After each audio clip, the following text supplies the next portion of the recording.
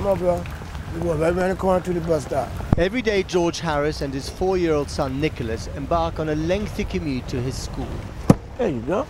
3 buses and more than 1 hour. But the tough part is not the journey, it is the point of departure.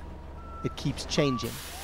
That's because this father and son have lived in 2 different homeless shelters in the last 8 months.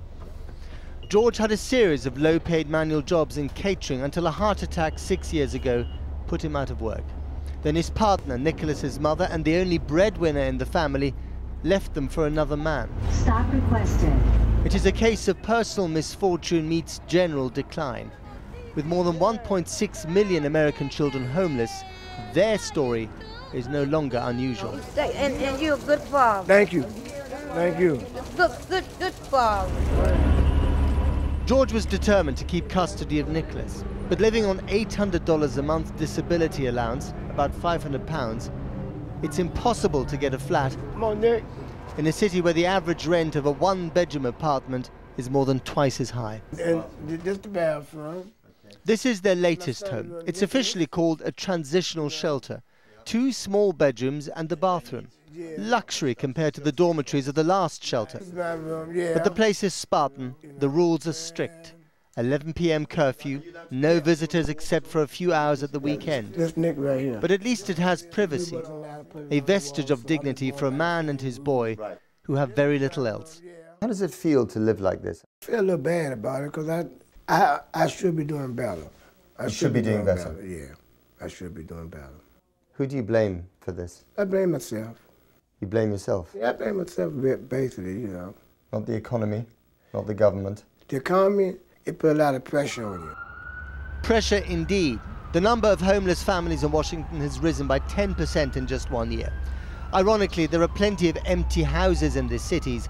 The owners have long gone, often unable to pay the mortgage, and the houses have become repossessed by decay. This sight is distressing, but it is by no means uncommon in any big American city. And that's because the foreclosure crisis that has gripped this country affects homelessness in 2 ways. Firstly, people are thrown out of their homes because they can no longer afford a mortgage. Secondly, once those homes are abandoned, this is what happens to them. What is a tune? A tune is like a song.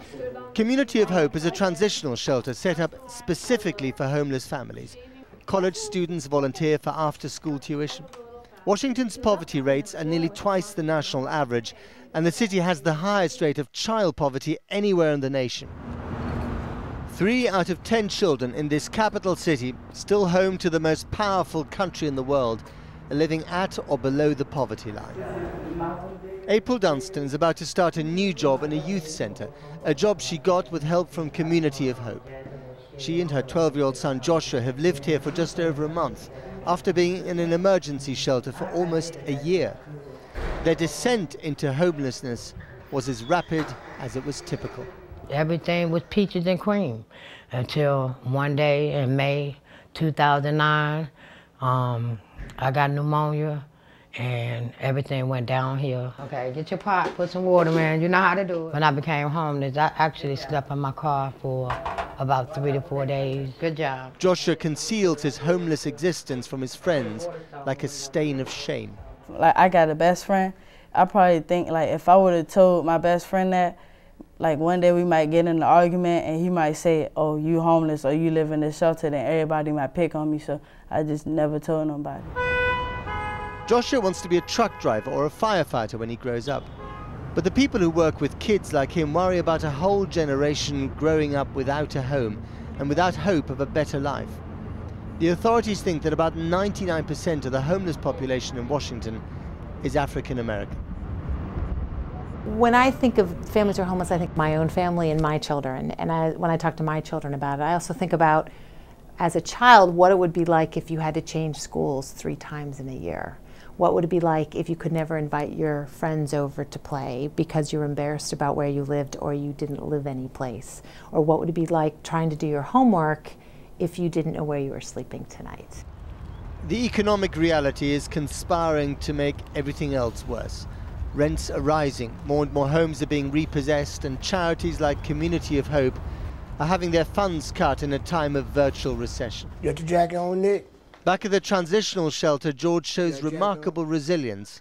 And as so often in America, the responsibility for a better life rests on his own shoulders. How will you get your own space? How would I get my own space? Keep on pushing what I'm doing now. I'm going to get it. I'm going to get it. Sooner or later, I'm going to get this. I'm going to beat this system. Homelessness is nothing new in the shadow of Capitol Hill. A city built as a showpiece of America's achievements has long been a reminder of its worst shortcomings. But in the current economic climate, the face of homelessness is changing and getting decidedly younger. Entire families, mostly hidden from view, gnawing at the self-esteem of a country where owning a home was a part of everyone's dream. Matt Fry, Channel 4 News, Washington, D.C.